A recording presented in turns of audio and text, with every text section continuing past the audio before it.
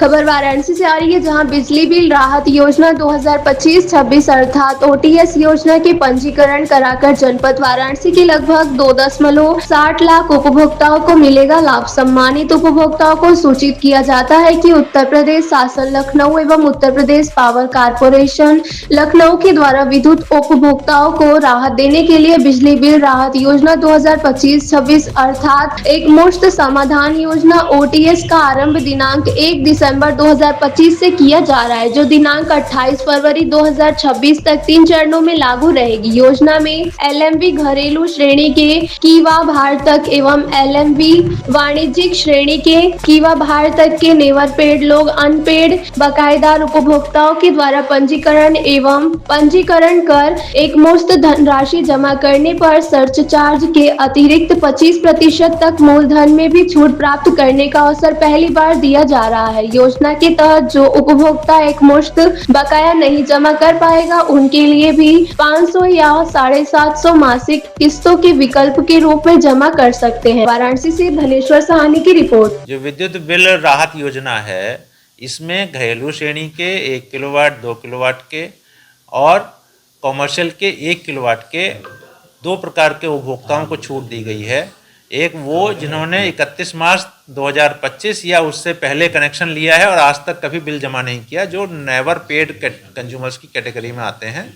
दूसरा, जिन्होंने 31 मार्च 2025 से पहले कभी बिल जमा किया लेकिन उसके बाद में नहीं जमा किया, वो लॉन्ग अनपेड कंज्यूमर्स की कैटेगरी में आते हैं।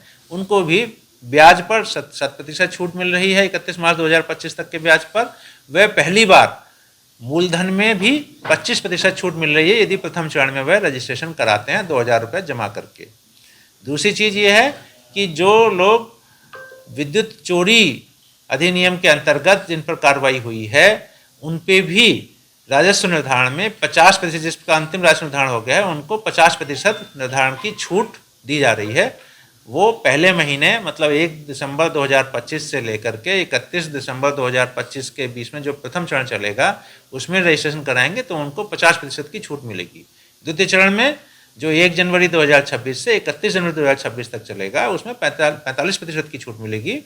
और तृतीय चरण में जो 1 फरवरी 2026 से 28 फरवरी 2026 तक चलेगा, उसमें 40% की छूट राजस्व निर्धारण में मिलेगी। उनको राजस्व निर्धारण प्लस जो छूट के बाद मिलेगा वो राजस्व निर्धारण की राशि और जो समन शुल्क की धनराशि है वो जमा करना पड़ेगा। जब वो जमा कर देंगे तो यहाँ से एपीटी थाने के थ्रू कोर्ट में सबमिट हो जाएगा डिटेल और उनका मुकदमा वापस हो जाएगा। सर, कितने ऐसे हैं जो अभी बकाया है, कैसे कितने व्यक्ति हैं अभी तक? जो लॉन्ग अनपेड और नेवर पेड 2 कैटेगरी में हमारे यहाँ पर ऐसे कंज्यूमर्स को सुविधा दी जा रही है। तो जो लॉन्ग अनपेड कंज्यूमर हैं 1 किलोवाट, 2 किलोवाट के या एक घरेलू या 1 किलोवाट कॉमर्शियल के, चाहे शहर के हों देहात को, वाराणसी जनपद में उनकी संख्या 1,92,880 है। इन पर टोटल मूलधन प्लस ब्याज मिलाकर के 774 करोड़ रुपया लगभग बकाया है। और जो नेवर पेड कंज्यूमर्स की श्रेणी में हैं, वो टोटल वाराणसी जनपद में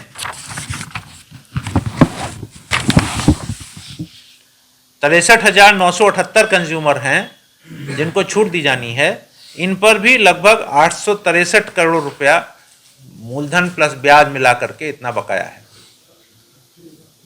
863 जमा 774 1637 करोड़।